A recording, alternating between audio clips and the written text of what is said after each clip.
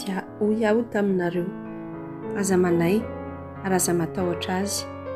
Ny Tompo Andriamanitrareo ilay mandeha eo alohanareo no hiady ho anareo, arak'izay rehetra nataony ho anareo teo imasinareo tany Egypta.